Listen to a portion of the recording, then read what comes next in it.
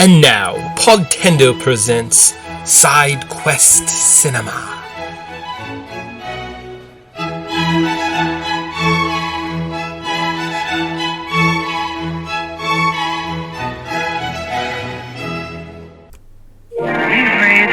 Living biological attractions so astounding that they'll capture the imagination of the entire planet.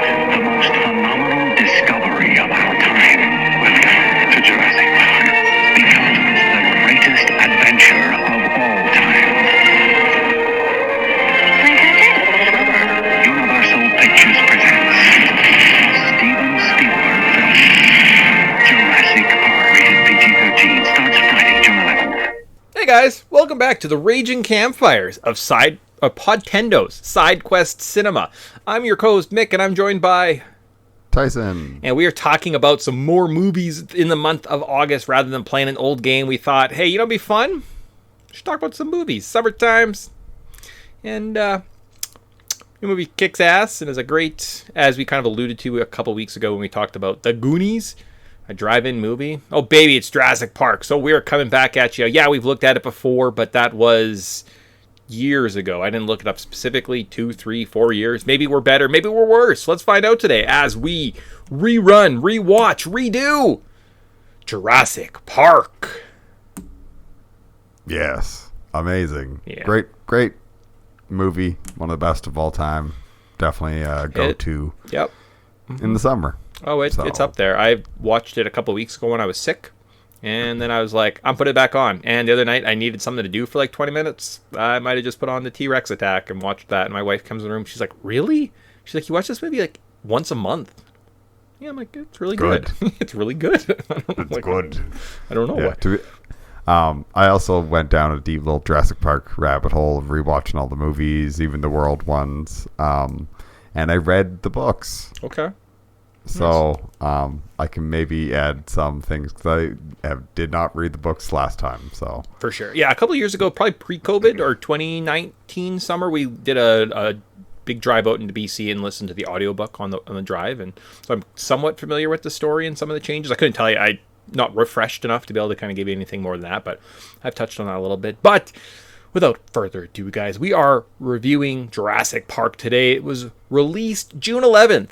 1993. The runtime was 127 minutes. The budget was $63 million. They should have went 64 because it's like 64 million years in the making, $64 million in the making.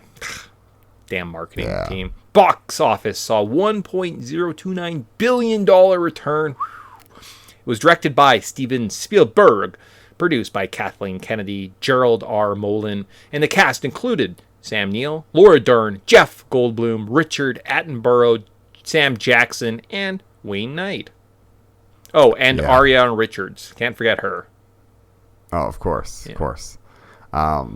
Yes, well, I just think of like $1 billion. It still boggles my mind. $1 billion in 93. Like, that's so much money. Like, it's hilarious how much money that is. Yeah. Well, and it was it did seem like it was a really big deal that summer. Everyone was talking about it. We'll get into it at some point, but yeah, no. I know I saw that. I was like, $1 billion? That seems made up. And then I looked and I was like, sure enough, $1 billion. Sick. All right, good job, JP. Yeah, doing that when movies were affordable to go to is a respectable accomplishment. Yeah. Excellent. Before we get too much into the film, though, and it's going to be a little shorter, we've kind of cleaned up from our previous review. So if you went back and listened, I went back and listened, and I'm like, well, yeah, we could definitely redo this show. It's been long enough that I think our format and our styles changed significantly that we could probably still have some fun. Let's look at the development details. Michael Crichton originally conceived the story about a grad student who created a dinosaur, which eventually became the book. Spielberg was taken away by the book and wanted to create a film that would look at how dinos could have been realistically brought back rather than a monster movie. Universal got the rights to the book and convinced Spielberg to work on the project after his success of Hook by giving him access to make Schindler's List after this movie. Okay, so he made Hook, and they're like, that was pretty good. I mean, it's not very good, but made a bunch of money. Did make some money. So take this. And he's like, but I'm going to make Schindler's List afterwards. And I'm like, oh, cool. Is that like a passion project? It's about Nazis. And he's like, oh, God damn it. Sure, why not? Like, only because Hook was so successful. Sure, I guess we'll make a bunch more money with Schindler's List. Fine, Spielberg. He Yeah. brought together Who needs awards? Yeah. Spielberg wanted to create a sequels to Jaws on land. Okay, yeah. He brought together a top team of robotic experts, CGI experts, and paleontologists to consult on the project. Before filming ever began, they spent countless days working on how to integrate mechanical effects and CGI. Filming took place in Hawaii, during which a hurricane hit and they lost several filming days. But they made the best of the bad situation and filmed some scenes in the rain. Crichton was paid $500,000 to adapt his book for a screenplay. He was to take out the feasible parts from the story, more of the gory scenes, and ended up leaving about 20% of the original book's content in the story. Yeah. Yeah. Yeah. Yep. Yeah. Yep. No, Yeah. that's true. Yeah. It's true. Yeah. Left a lot of out of there. Yep. You know, we did miss one of the most important development details is them discovering the Yoshi on the set of the Mario Brothers movie. Sure. Which essentially is the only reason why Jurassic Park is successful. Well, yeah, and I think we talked about, again, we just, I guess, redid Mario Brothers last year, right? Or 2 years ago now? Last year? It was last year. Probably last year. I think it was last year. Yeah. And we mentioned that, yeah, the Yoshi, the animatronics, just with that, was top-notch, groundbreaking. And the fact that this team that worked on this movie went in and looked and said, wow, that's how you make a realistic dinosaur, boggles my mind. That, you know, you're watching Mario Brothers, this is like comes out a month later, and somehow Mario Brothers inspired one of the greatest films ever. Yeah, Crazy. it's kind of it's hilarious. Yeah. It's like, of all the movies to inspire Jurassic Park, Mario Brothers movie? Sure, why not? Sure. Why not? So as we get into it, how do we want to do this? Do we want to do our first memories now or the plot summary? Maybe we'll do the first memories? We'll do first memories, and then we'll Yeah. do plot summary. Cool. Because then we'll link up more with the review. Yeah, sweet. So now that we know what kind of the development detail looked like, we'll get into the pop cultural landscape later, unlike our other shows. But first, let's look at our first memory. So this is a new section, and part of this, our project, part of us talking about these things is the fact we have some type of nostalgia for these. We grew up in these eras. We kind of recall them. So it's kind of our, I call it a time capsule for me and Tyson, kind of go back and listen to our lives and think about things in our past and kind of have a record of them, right? So first memories of this movie. I know this summer I was equally excited about this movie and Super Mario Brothers. The toy stores just had tons of awesome toys. There was battle damaged T-Rexes and Raptors with spring action and awesome vehicles with breakaway parts and all the characters that I didn't know but I had toys of. There's also these 2 Italian plumber toys that I really needed. Oh baby, time to be just a little guy, right? I don't know though, the first time I saw this film, I knew we had some older kids that kind of lived in our neighborhood, would play on the playground, and they went and saw it. It was kind of a big deal, and we're like, oh, you went all the way to the big city of Fernie to watch this movie? Wow, our town doesn't even have a theater. It's true. Seems like a lost opportunity now. Yes. Okay. Especially considering a drive-in is... Oh, yeah, drive. Doesn't seem like a pile of money to set up. And in the mountain, too, think of the stadium seating you could have with cars. Oh, they definitely screwed that up. Don't think we saw it in theaters. I don't recall sitting in a theater watching this. So my first time seeing this might have been on VHS, but also we might have watched it in a drive-in, in a Jeep. And then Mom and Dad made fun of me because I was scared. So yeah. To this day, they actually make fun of me. Yes. They're like, oh yeah, remember the time you got scared watching Jurassic Park? And it's like, yeah, in a Jeep. I was 6. Yes, it's a scary movie. And our parents took us to watch. It was a double feature: Flintstones movie and then Jurassic Park. And is that the first time we saw this? Yes. Okay. At least that's my knowledge. Yeah. I just always remember. I remember watching it there, it being on TV. I never remember watching it in the theaters or anything like that. But I remember definitely having all the toys. The toys. Yeah. Well, and it was one of those things too, like, and we'll get into it as we kind of talk about this film, but a 6-7-year-old can't really comprehend what's going on in this movie. I know there's dinosaurs, but like lots of the little nuanced things. I'm like, oh, now I get it. But before then I was like, I don't get this. So, yep. My parents made fun of me I was 6 or 7, and I was scared of watching this movie in a drive-in. So, in a Jeep. And they're like, it looked very similar to... And I'm like, that was like over 30 years ago. I probably changed a little bit. So like, also, why were you assholes? What are you guys doing? They were being quote unquote parents. Well, in their defense, they're like 90s parents. We kind of thought you would fall asleep during Flintstones because that movie was so boring, but you just stayed up, and we're like, well, sucks. I guess maybe you should learn how to sleep, motherfucker. Idiot. And that's why I have resiliency today, guys, and I don't just turn and run from adversity. So thank you, Mom and Dad. Cool. And for yourself, other than the toys. And again, this stuff was everywhere for us, right? Video games. I definitely might have just bought the Jurassic Park collection on the Switch. I finally broke down. It was on sale today, and I was like, well, for $40, I will have those. We had games on our Game Gear, right? We had tons of toys. We had tons of marketing aimed at children. So, of course, we had to go see this terrifying, horrific horror movie. Full of wonder and whimsy. Yeah. Yes. I think I remember playing with the toys so much that I had a favorite character. Okay. From the toys, and then I saw the movie and I was like, "But this character dies. Now I'm sad."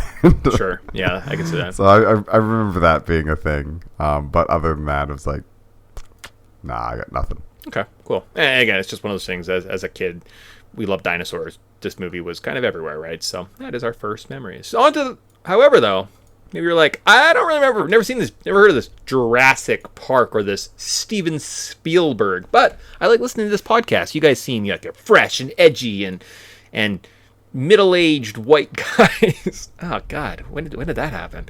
Oh my gosh. I want to hear you guys give me a terrible plot summary. I'm not going to do any research on this topic for myself. I want you to tell me the plot, so I'm caught up to date, and I'll say I'm going to oblige by telling you the terrible plot summary we have on the show.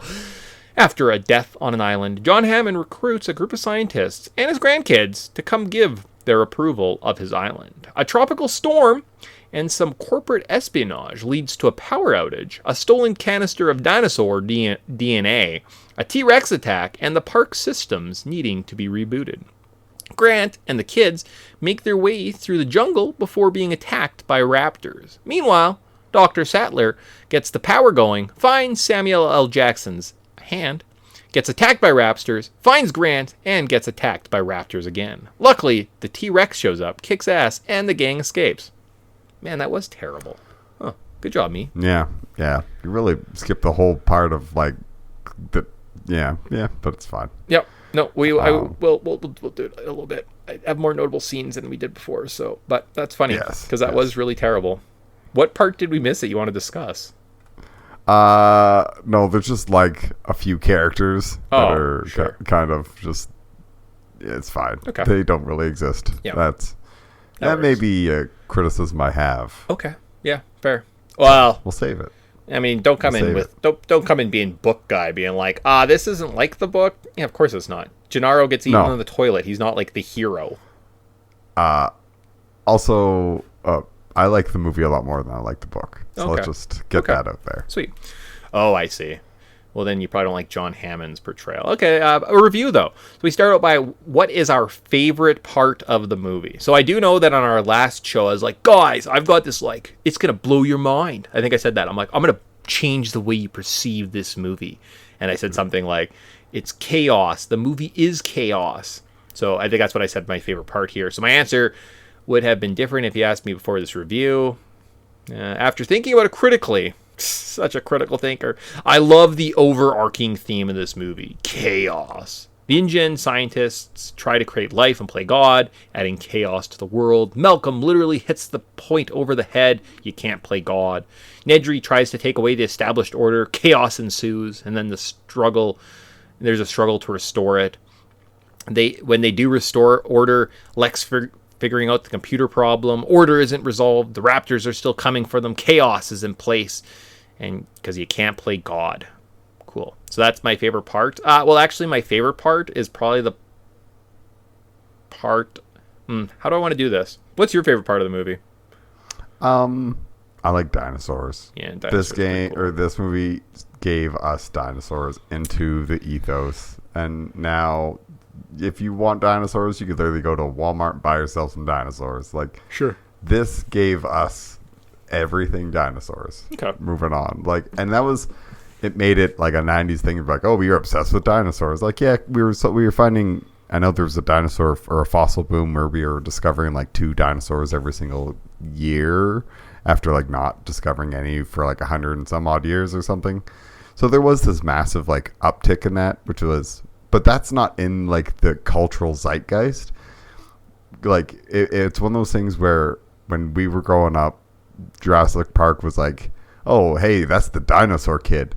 I think there's not a kid nowadays that doesn't like dinosaurs and can't list more dinosaurs than I can.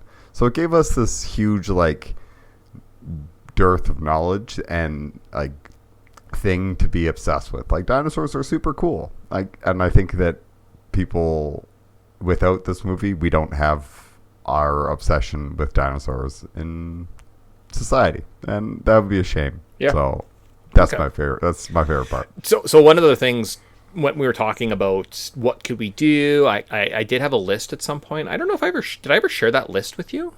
I'll share that with you after this review. Sorry, I'm getting off topic now. Going back and listening, I'm like, how did I not say that my favorite part is the Tyrannosaurus Rex attack? How am I saying this other thing? Oh, it's chaos. It's the plot of... No. One of the single greatest things ever filmed, well, greatest movies ever filmed, was Lord of the Rings. And I will stick with that it just, top to finish, it is one of the finest pieces of film ever made, right? But individual scene, you want to go pound for pound, 20 minutes of the perfect mixture of practical, CGI. It's the T-Rex attack, guys. Every element of it. There is a big animatronic dinosaur. There's tons of rain pouring. The amount of work that went into kind of creating this scene that seamlessly works, right? There's a scene where the T-Rex is in front of the Jeep and his head raises up and you see him, and then he kind of, as it scans down to the lower like main windshield of the car, he walks away. And part of it is CGI and part of it is animatronics, and it's perfect. And you know what they've done? They created a dinosaur. They put the dinosaur on screen. It's not that, oh, I see, that's CGI. Because our eyes know it because it looks stupid. It was before that, guys. This is it. This is like the perfect amalgamation of everything I love about movie making. It's great. It's awesome. It is pound for pound one of the best movie scenes ever made, right? And the fact that I didn't come out and say that in the last one really bothered me. Because again, the other night, I was just bored. I had 20 minutes. I was like, T-Rex attack, go, boom. Throw it on the movie. I already have it queued up on Prime. Watch it for 20 minutes. Go to bed. It's great. It's awesome. It is amazing. It's changed my life, right? So we could go through it beat by beat if we wanted to. We could sit here, right? It starts out with the pounding, the footsteps, right? The water. And you hear Gennaro saying, oh, maybe that's the power coming back on. Guys, I literally have changed careers to become an electrician because I wanted to learn. Is that what it sounds like when the power is kind of trying to come back on? And after a couple years of doing this, I don't think so is the answer. So, okay, glad you've done that research for us. So speaking right, of, like, I'm almost done T-Rex. that part of it. Sorry, just to get this. So the next scene is when the goat's leg falls on the car. I'm curious, is that what a goat leg looked like? So I'm actually going to change careers in about a year to become a butcher. Okay. I'm doing a lot of in-depth research to figure out that scene. scene. Go to a butcher shop and ask for a lamb leg? Tyson, you can't just go to a butcher shop and tell them how the sausage is made. You have to become a butcher to make the sausage to really understand it. That's fair. I mean, how else would you know? If you know a more efficient, convenient way of doing research to break down this 20-minute scene in this movie, I'd love to hear it. I don't know, but I mean, it's not like I've wasted the last 4 years of my life doing this other thing to learn about that one line. You know what?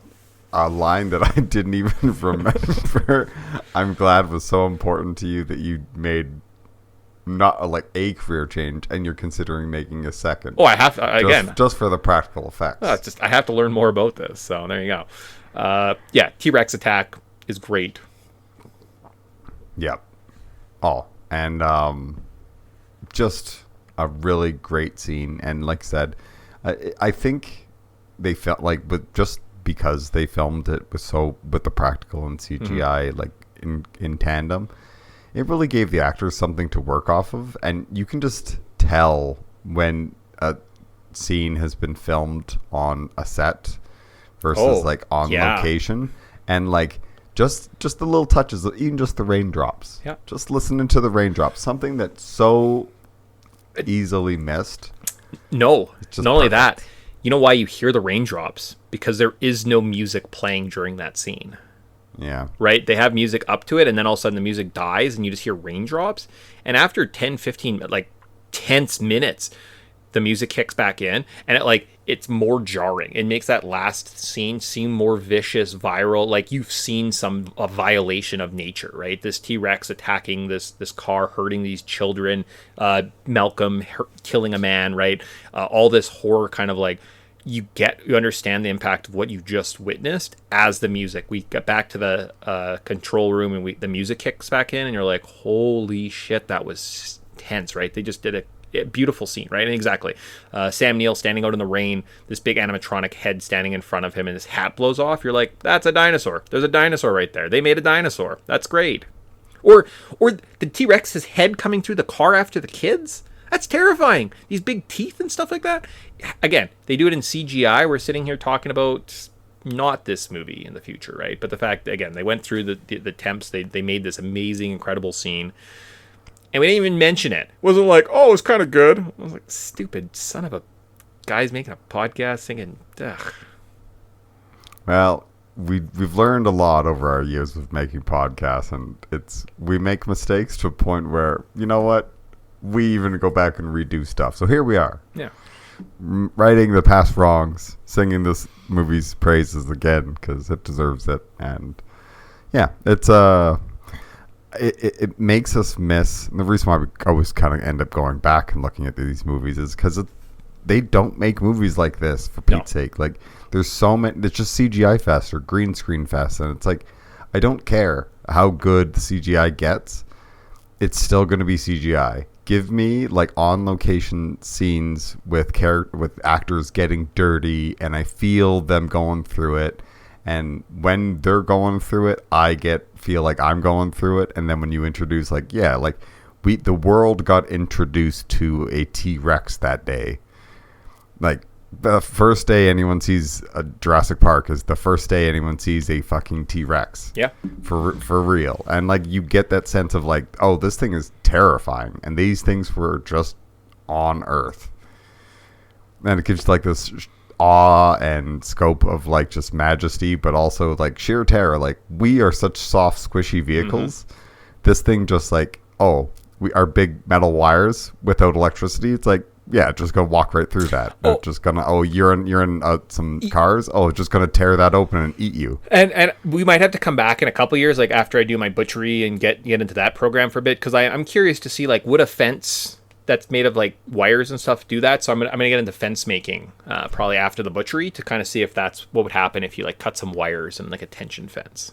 Can you take up computer programming and tell me if what's her face Lex does is true programming, or if she's just watching an episode of Reboot? I don't know if my life is that long to get to that part, right? Because there's like lots of other steps along the way. I can only have so many more career changes, but hopefully, I'm really hoping I can live long enough to get into computer programming. But again, that's a ways away down the road. So yeah. All right. Yeah. So with that out of the way, what is that's kind of our first category, and then we ask, what is the most notable scene or part of this movie? Okay, awesome. It's the T-Rex attack, guys. So let's pretend like that doesn't exist. What's the second most? Yeah, because otherwise I was like, well, my favorite part of the most notable scene are obviously that. So T-Rex. What's the second most? Could it be? Unless you have anything else to say with the T-Rex attack?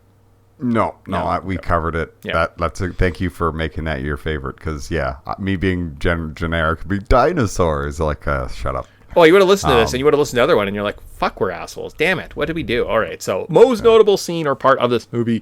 Could it be the opening, the shoot gate scene?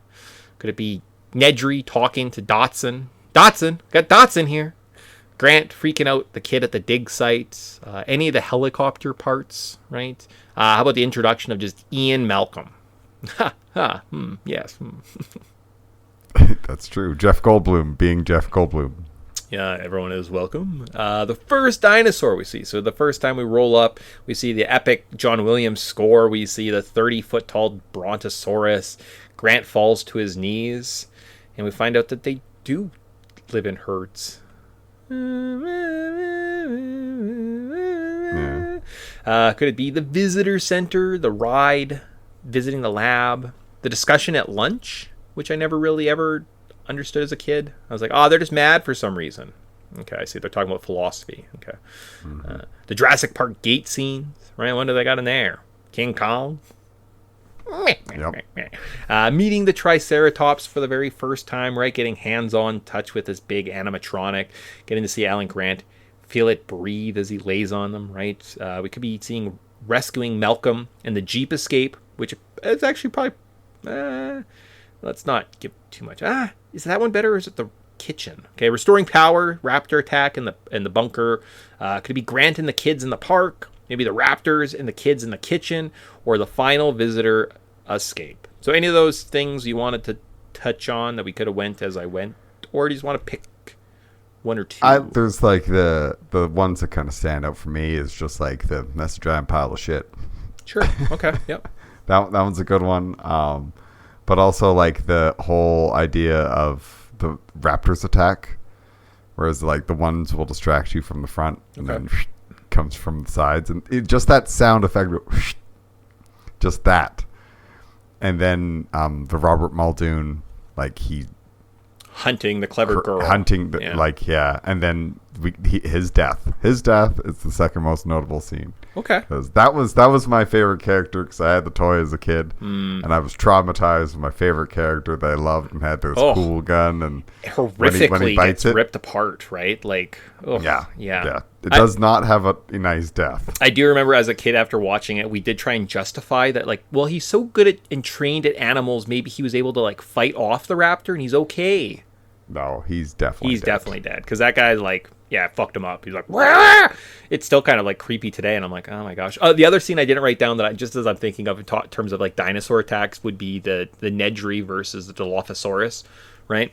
He kind of crashes his little Jeep on top of this waterfall. There's like a comic sound effect as like he slips and falls down, and I'm like, why did you make the fat guy slip and fall? That's...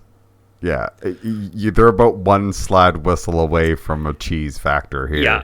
Yeah, that's also a pretty good terrifying. Again, in terms of we think of Jurassic Park, you think, oh, it's sci-fi, it's fun. It's a horror movie, guys. Like they have these scenes set as horror movies. As soon as the T-Rex escapes, we get the Nedry attack, the raptor attack, right? Samuel L. Jackson was supposed to have an extended death scene where the raptors chased him around, but even just Ellie being chased, the Muldoon attack, as well as what do I want to do? I'm torn. I'm torn between two, and I'm going to, I guess because it's our honorable mentions, I'm going to cheat and do two.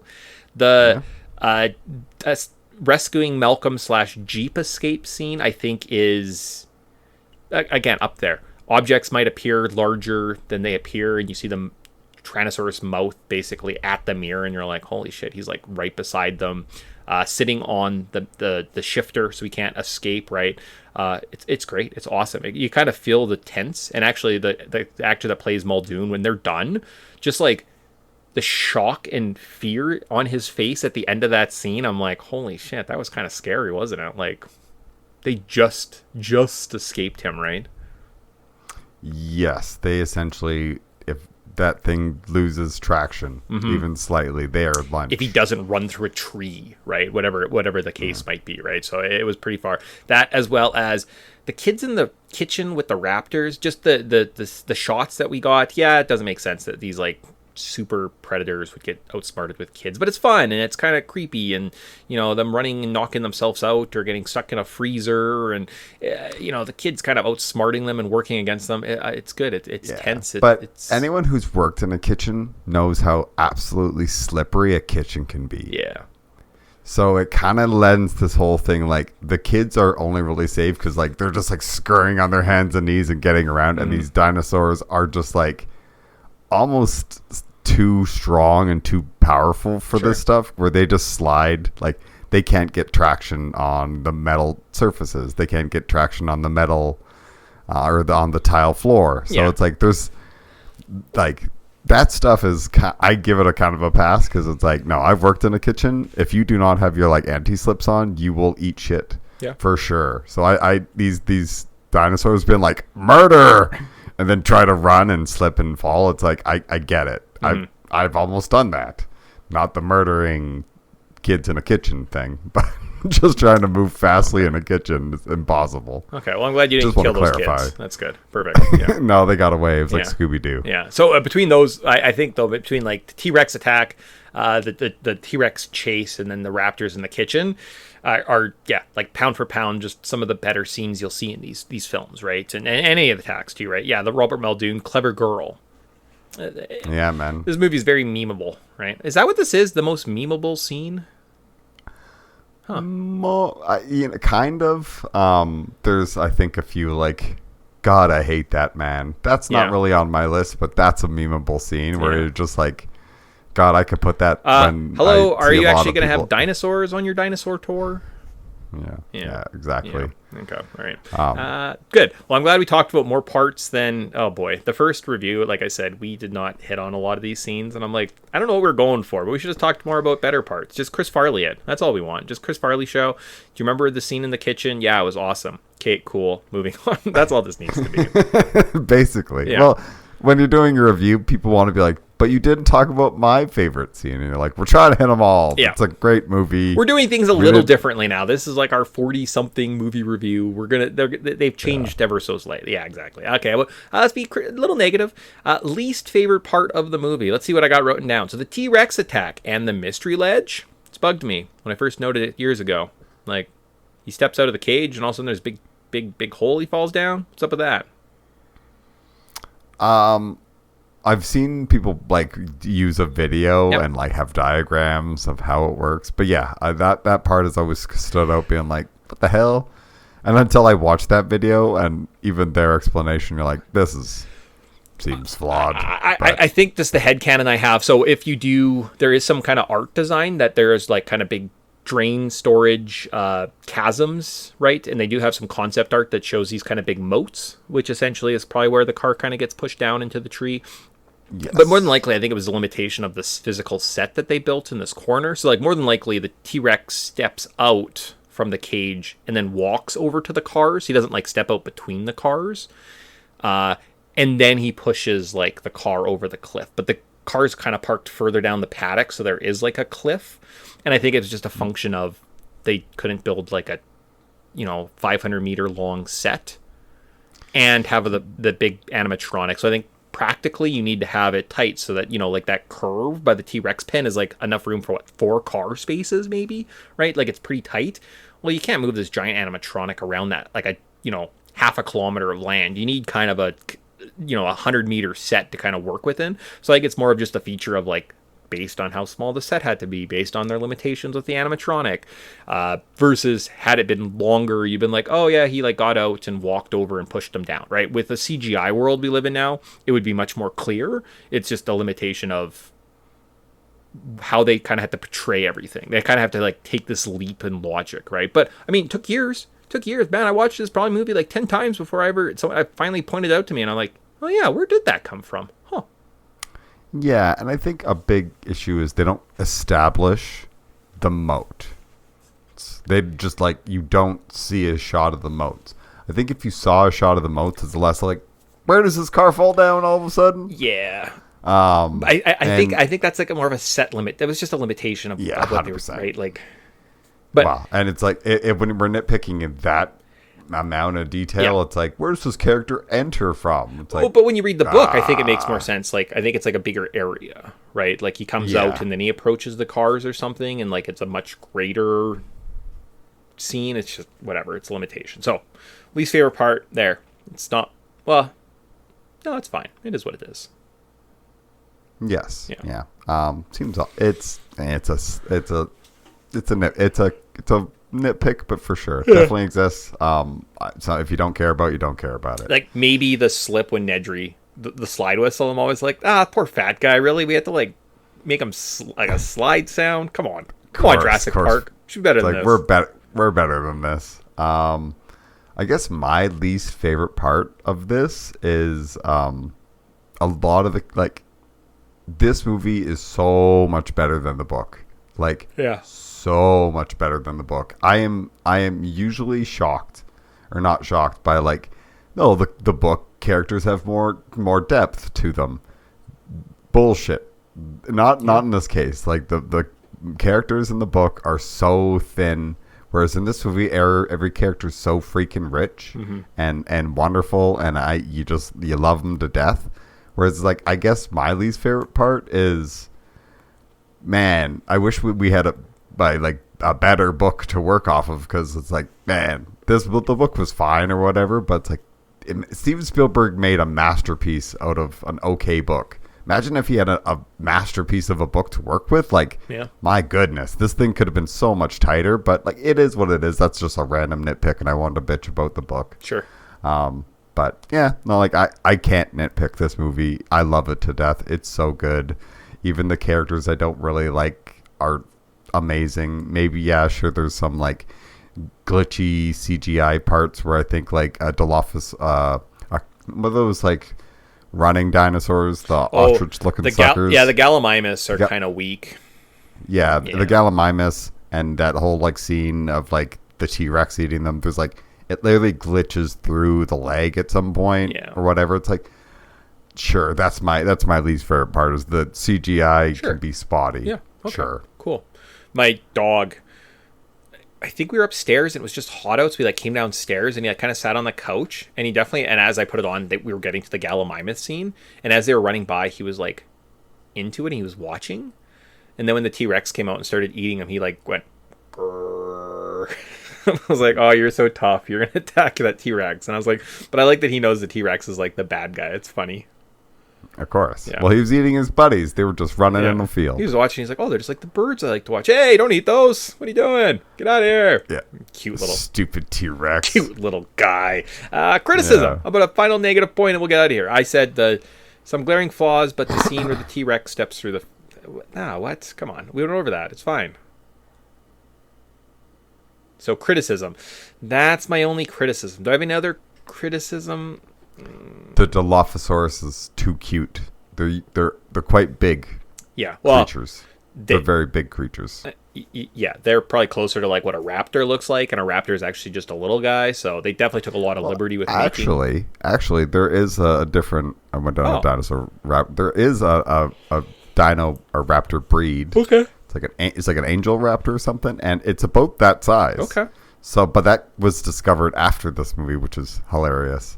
Well, I feel like maybe. But yeah, like, and the Dilophosaurus are a little bit bigger. They're kind of like the Carnotaurus from the third one, who's eating the dino poop. Yep. They're about that. They're a little bit thinner, but they're about that tall. Okay. Like, they're pretty big suckers. So this was like, everybody's like, this must be the junior Dilophosaurus. Sure. So my criticism is, give me a full-size Dilophosaurus. Yeah. You jerks. I don't know. I don't know. This movie's tight. It's great. If you would like to play more and just experience more, there is a Telltale Jurassic Park game that you can go that goes along with it. It's pretty expensive, but if you could find it on like a secondary market or on like a stream, like a Steam or something like that, or like a GOG or something. It's pretty solid. It tells the events of Dr. Harding, the guy that gives Ellie a ride back in the Jeep. It's like his daughter is on the island, and then him and his daughter have to like escape, and it's the mercenary team that goes in to look for the dino DNA canister. It's okay. It's not bad. Yeah, no, that one's quite good. I think it if you can find it, pick it up, play it if you haven't. Yeah. If you want to add something else, again, like criticism, I'm sitting here and I'm like, I love this movie so much. I don't know if I have an actual criticism. I understand the sets. I understand that. I think they did a really good job, top to bottom. They created this amazing, magical world that just like, I don't know, just looks so good, right? Like even everyone's color scheme, right? Ellie is pink. Grant is blue. Malcolm is black. It's kind of as generic as you can make your man, female, and chaotic characters, right? Like it's kind of paint by numbers almost for the most part with the characters, but they just look so damn good in this world. Everything looks so rich and vibrant. The criticism that I don't know. Yeah, let's go CGI compies or the Gallimimus or whatever. Yeah, right. It's like, Yeah. I gotta nitpick something. There. Sure, CGI. The CGI stampede. They should never have that many dinosaurs on screen stampeding because it always kind of looks terrible. I'm sure it even looked terrible like 20 years in the future.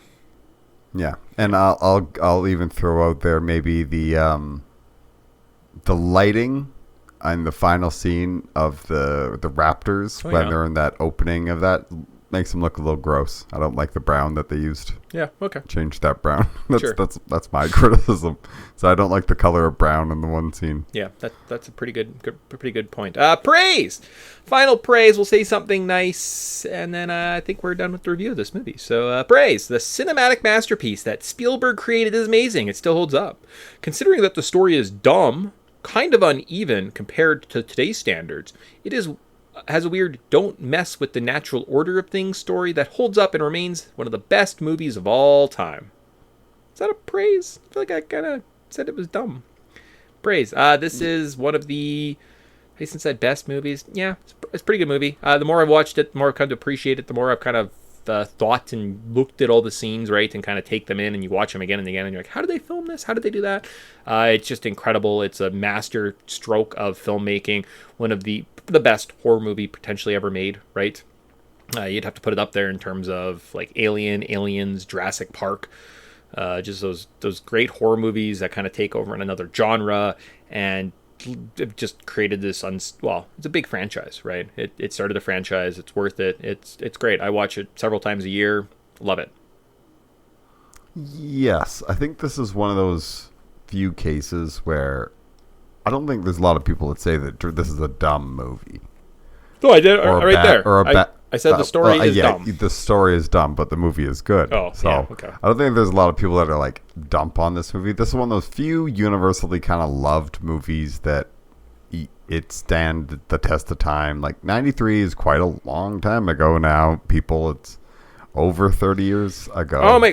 We should have done Jurassic Park last year. It was the 30th anniversary, and we should have done Goonies next year. Man, we're all over the place. We're always off by one. Well, we'll look at when stuff comes out next time when we make decisions. No, we won't. Don't promise things like that. Yeah, we probably won't. But yeah, you know what? It's a fantastic movie. It holds up. It's universally loved. Mm-hmm. I have a hard time criticizing this movie. I think it's so cool, so fascinating, and all the little scenes are just so tight. And I love these characters. Makes me love dinosaurs, and it gave us an entire genre to enjoy. And I'm thankful that we got Jurassic Park, because without it, the world would be shittier. Yeah. So sick. All right. Awesome. There. Now we're done. Our second review of this movie. Do we come back for a third time? Are we still podcasting in like 2030? I hope not. Well, in 9 years, maybe we're back. Maybe we're back. That's fair. Okay. Did we miss anything? So before we move on, we'll run through these last couple little sections quickly. We'll fly. We'll take too much time. And yeah, so did we miss anything on Jurassic Park? I don't think so. We really did try to touch on a lot of the more every scene, all the kind of fun stuff, all the memeable stuff. Like we try to do a good job of it. There's all the hundreds and millions of theories that come out about these movies, but this is more of the official, like, what did the movie actually give us? Yeah. So yeah, cool. I think we did a good job. Awesome. So with that, let's see. And are you buying it? So we got a little fan theory here. So there are no dinosaurs. So Tammon's team never actually created real dinosaurs, because that's impossible. Rather, they created mutant creatures that shared similarities to dinosaurs. They used part of DNA, but they built them essentially from scratch. The team was brought in not to test if the park was safe, but rather if these fake creatures would pass the public's eye of what a dinosaur looks like. Yeah. Well, I think that's yeah. Okay. Yes, I agree. Probably, because dinosaurs definitely probably had like feathers and stuff. But a T-Rex always looks like the T-Rex in this movie. Even if for some reason they had a time machine, they went back, they captured a T-Rex, he showed up and he was like a big turkey-looking guy, I'd be like, nah. Because have you seen those artworks that people have done of like, what if modern dinosaurs were designed like dinosaurs, and they'll show like a like an anteater or something, and it's this like scary, crazy looking mutant cat. And you're like, oh yeah, I guess if you didn't give it any like bones or feathers or, stuff that obviously degrades over 65 million years, you kind of lose what the essence of what a creature would look like a rabbit or a dog are like terrifying monsters. If you kind of design them like dinosaurs, there's some really cool artwork that people have done that's more contextual that probably shows that we probably will never know what a dinosaur actually looked like. They don't probably look like this, except for in our hearts. No, exactly. It's very, very true, because I think I've seen those ones, and I think it was the rabbit one, where it's just like this horrifying creature, and then it shows what the actual like skeleton's actually from. It's like this little bunny. Yeah. And you're like, yeah, we tend to overblow things. Yeah, certainly. So again, 65 million years, long time. So these guys are doing pretty good work to get at least that far, right? So about a Wayback Machine. We're like, oh man. The other one, we had lots of other things. I think there was like I know we don't want to talk about The Simpsons anymore. I don't know why. I guess that's fine. We just want it to be We don't Yeah. make us pick stuff. We did like 7 years of Simpsons, so we're just like, we'll just cut that out for a bit. Although, yeah, it's fine. yeah. Wayback Machine, June 11th, 1993. Top TV shows. You could see Roseanne, X-Files, Frasier, Boy Meets World, Deep Space Nine, New York, or NYPD Blue, Dr. Quinn, Medicine Woman, and Walker, Texas Ranger. Yeah. That's some TV in the 90s. Yeah. Top cartoons, we got Rocko's Modern Life, Animaniacs, Sonic the Hedgehog, Bonkers, Legend of the Hidden Temple. It's not bad cartoons. Yeah, it gets you there. The movies this summer, not bad. Actually, you know what? It was pretty solid little summer here, right? One of the better ones in the 90s anyways. So this other movies that came out this week, nothing. The Jurassic Park opened up by itself. It was great, probably why it made $1 billion, because everyone knew it was going to be a juggernaut, and it was. You could still see, though, Super Mario Brothers, the movie, Cliffhanger, Made in America, Hot Shots Part 2, and if you waited a week or two, you could see The Last Action Hero, Once Upon a Forest, Dennis the Menace, and Sleepless in Seattle. Damn, I think that, like, all these movies don't have like massive box offices, and I was like, yeah, because everybody was watching Jurassic Park for the 4th time, which aren't like, these aren't terrible movies, but at the same time, it's like they aren't held it in a really high regard. Like Last Action Hero is kind of dumped on. Cliffhanger is kind of forgotten. Hot Shots Part 2 is good, but kind of forgotten. Dennis the Menace is like now seen as more of a TV movie or whatever. It's like, yeah, these movies are fine and they're totally good, but at the same time, yeah, going up against Jurassic Park, you will get dunked on. Like, it's like putting a high school kid up against Michael Jordan. You're just gonna lose and lose hard, and probably. So. Yeah, I feel like there's something, and I'm gonna see if I can find this like list right away. So it's like 93, and it's like top box office movies. I thought Jurassic Park gets knocked off pretty quickly. So here it is. Okay, so we have Cliffhanger was the top, and then Jurassic Park comes and obviously takes it over. It only runs till the end of June. So from June 13th till June 20th or July 5th. So less than a month. It is then taken over as by The Firm. And The Fugitive comes out in August. And I think The Fugitive actually has a longer run at top of the box office for more weeks than Jurassic Park did. That's weird, right? While making half the money. Yeah. Like I think it was a slow run, but it seems like one of those weird things where I guess, you know what happened is probably everyone went and saw Jurassic Park right away. Everyone in the world went and saw it the first month, and then it just like kept in the theater and like was a trickle down effect. But it was like it went really hard at the beginning. But it's just weird that it's like, why wasn't Jurassic Park the best film and just always on top of the box office for the rest of the year? Like, why would anyone go see anyone else after seeing this in theaters?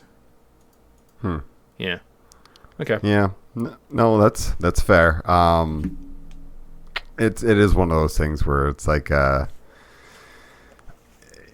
those other movies don't really have that draw. Like, sure, Harrison Ford's still a mega superstar at this time, but I feel like Jurassic Park is, hey, dinosaurs or whatever. So there's something to it. But yeah, no, it definitely made oodles and oodles of money during that first kind of swing. But see, I told you guys we'd move through this quickly and not spend time on things. Anyways, video games. Look at these video games. And then we'll go out of here. So we have this year we saw Super Mario All-Stars, Secret of Mana, Star Fox, Doom, A Link's Awakening, Myst, Mortal Kombat 2, Kirby's Adventure, DuckTales 2, Aladdin, Duke Nukem, Zombies Ate My Neighbors, Illusion of Gaia, Sonic Spinball, I Made Jam, Gunstar Heroes, Mega Man 6, and Yoshi's Island. Nice. So, kick-ass video games. So. Wait a second. Yoshi's Island. Yoshi's Island didn't come out in 93. The Nintendo Yoshi's or the Mario's the Super Mario 4? Yoshi's Island? Yeah, it came out in 95. Yeah. Not sure where this... Yeah. Now I question all these things. Because is Link's Awakening even a 93 one? Yes. Okay, that's 93. Yeah. Yeah, everyone else seems good. But it was just that one. I was like, wait a second. Yoshi's Island's not there. That's how much I know about video games at this point in my life from doing this stupid podcast, guys. I know I could tell you. I'm like, oh, wait, no. Yoshi's Island definitely wasn't a 93 game. What an asshole I've become. God damn. All right. Yeah. Like fucking Marty McFly's parents or something. So you're going to get replaced in the second movie? Yeah, in the second part, when our podcast gets a reboot, I'll be a new character. Same Podtendo Mick or Mickey Podtendo. I'll just be like a new guy. But just a new guy. Upside down. But you'll be you'll be hanging upside down whenever you record. Oh, and that wasn't his parents, it was him. What do we become? Assholes or something? Okay, I screwed that joke up. Anyways, do you want to live there? Pretty good video games. You get Jurassic Park. Cartoons are okay. Maybe? Yeah, it's okay. I know 94 is coming, so it's like maybe not bad. Maybe you're kind of there a little early. Yeah. That's okay. Okay, sweet. And then a final cultural significance. I didn't even look at this before we started going. So let's Yahoo, as John Hammond would say, and get through this. So in this section, we look at this film/game had an influence on our culture. Okay. So we got 3 films. And the first one, what did Jurassic Park do for us? So in the first movie, we're going to look at book-to-film adaptations. Okay. If we do the second Jurassic Park, we're not entirely sure if we're going to or not, but groundbreaking technical cinematic experiences. And finally, uneven movie trilogies. Okay. So at least today, we're going to look at book-to-film adaptations. I don't think it's a game. I think it's just a list of things I read, and Tyson says, oh, okay. And then we move on. So yeah, or I disagree. I disagree. So this has been happening for pretty much ever. It is more common nowadays, but it has been happening for a bit. That's an awkward sentence that I wrote. Why did I write it that way? So I'm saying the best book-to-film adaptations are To Kill a Mockingbird, Silence of the Lambs, Moby Dick. Is there a movie? Moby Dick? Must be. Okay. I don't know if it's very good, but sure. Dracula. Yeah. Okay, yeah. Schindler's List, No Country for Old Men, Lord of the Rings, and the Harry Potter series. So, could you agree, disagree? Want to talk more about any of those films? I mean, To Kill a Mockingbird's classic. Yeah. You haven't seen it. That's the classic. What's wrong with you? Your schooling has failed you. Mm-hmm. Silence of the Lambs, of course. Amazing. Moby Dick. I was actually like, I think I was having a conversation with Mom and Dad the other day, and I was like, I don't think that this movie exists. Like, it does a movie of Moby Dick exist? And I had to Google it, and I was like, oh, it does. So, maybe forgettable. Okay. But Dracula, if this is what Francis Ford Coppola one? Yes. It's interesting. Like, what's his name? Who's the actor in that one? I don't know. Also You started down this road. You have to figure it out. I have no concept of anything to do with an old Dracula movie. Gary Oldman. Okay. Starring Gary Oldman. Oh, okay. He's quite good in it. I think The Simpsons does a great spoof of this. Perfect. Yeah. So, I mean, lots of good ones out there. I think that, books to movies hits a lot better than video games to movies. Oh, yeah. By a vast margin. So well, it's because it's the narrative. It's an actual narrative versus video games. It's you. You make the decisions. That's why it's a video game. Yes. Yeah. Yes, very much so. Maybe I didn't explain that well, but I'm sure I've touched on it before in the past. Lord of the Rings, we have 3 podcasts about that. Go listen to them. They end really funnily. If you want to have a good chuckle, this is the end of Return of the King. You'll have a good chuckle there. No Country for Old Men. Yeah, no, that's an excellent film. Comes from a pretty good book, right? And then finally the Harry Potter series. Well, you probably know about the Harry Potters if you live in the world. Let's put it that way. You have TV at Christmas time? Yeah, you saw Harry Potter at least once.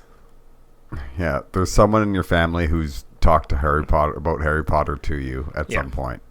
Sweet, and then finally, quickly we'll go through the worst film to movie adaptations, and then we'll get out of here. So we got Aragon. Okay, I don't know, something about a fantasy novel about a dragon. Sure. The Da Vinci Code. Okay. Yeah, sure. The Hobbits. Yeah. Oof. Yeah. Hitchhiker's Guide to the Galaxy. So I have a dumbed down version of the beloved fantasy story. Yeah, sure. Yeah. I do have a soft spot for it, though. Okay. Yeah, that's again. I think they know they were. I think they wanted to do more, and it was one of those like we should have made 12 movies, but we only made 1. Oh, okay. The Hunger Games. Should have made series, but made a movie. Hunger Games. I don't know. Books aren't great, but I don't know. Like they're probably on par, to be perfectly honest with you. Like I don't know if the Hunger Game movies are worse than the books. Yeah, right? I don't think the books are very like good, right? Yeah, like this is young what YA fiction, young adult fiction. Like it's like me shitting on Aragon. This is some garbage books anyways. Yeah. It's like saying, "Oh, Goosebumps isn't really high art." And you're like, "Yeah, it's for children." Yeah. Like, what's wrong with you? Yeah, the adaptations of the Goosebumps shows are some of the worst, but aren't the Goosebumps stories just terrible? Like, well, yes. Yeah, you're right. Okay. Damn. Shit. And then finally the last one is Dune. What? But that new movie was so good. Yeah, well, I mean, that David Lynch movie really was a struggle. Maybe they'll remake it one day and it'll be good. Was the new Dune movies good? See, I have my opinions of them. In my mind, it's like, Dune is just kind of like I don't like Dune. I don't like the story. It's kind of dumb. It's kind of like, what if Jesus lived in the sand and became bad? And I'm like, I don't care. But, see, it's kind of not. But see, and that's the problem is that's what the movies would tell you the story is. But if you read the books, that's not what the story is. And like if you say I like Dune, I've read the series, I went through that, I think they're great, awesome. But if you're telling me like I watched the Dune movies and I love them, and I'm like, what's wrong with you? Yeah, it's like I like the sandworm. I'm like, oh god, I just don't. Yeah, watch Tremors. Exactly, Tremors is definitely the best movie. You're gonna get a way better experience. So it goes Tremors. Tremors 2. Well, I was just gonna go Tremors series, then Beetlejuice, then like the new Dune, and then like the old Dune in terms of like sandworm ranking franchises. See, maybe it's me, but I've kind of fallen out of love with Denis Villeneuve. I'm starting to think that he may not be a director that I appreciate his work. I'm trying to be really nice about this because I went down a rabbit hole and I was like, oh, I don't think I like this director. Interesting. Movie he touches seems to be not movies that I want to sit through. Like I end up being like, I get it. It's kind of like an artsy piece or whatever. But I've finished, like I would say 90% of his film catalog. It's just I don't care. I don't want to sit through them. I get bored so fast. Sure. Like the Blade Runner movie.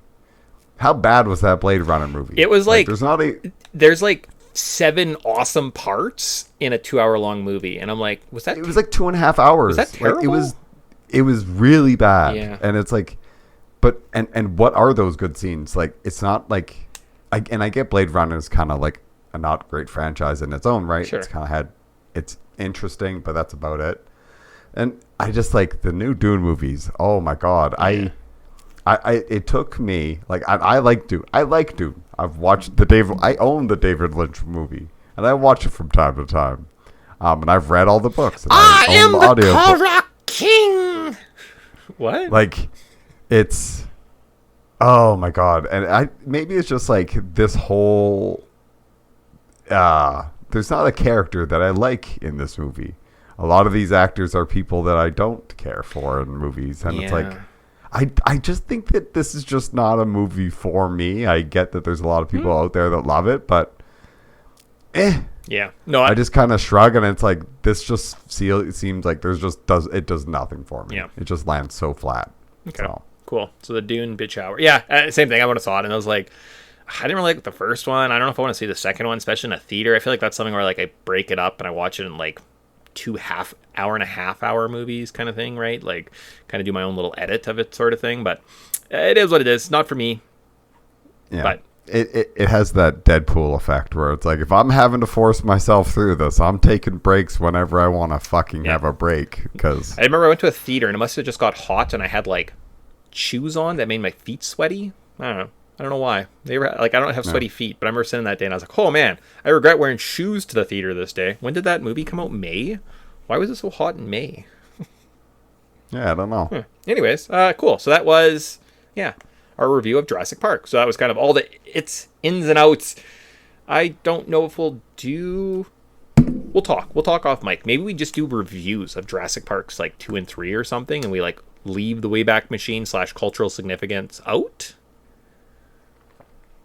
Yeah, we could probably do that. Make it quicker. And then they're like, we don't need to bitch about Dune and have me go on about Denny. If we did like 30 to 40 minutes on those two, like, and do those kind of like sequential weeks, that's maybe the idea. So maybe that's what we'll do. And yeah, we'll go from there. So I think we'll say goodbye for now and see you guys probably sometime. Maybe we're talking about Jurassic Parks 2 and 3 for the rest of the summer, and probably get a Final Fantasy 9 something at some point. So cool.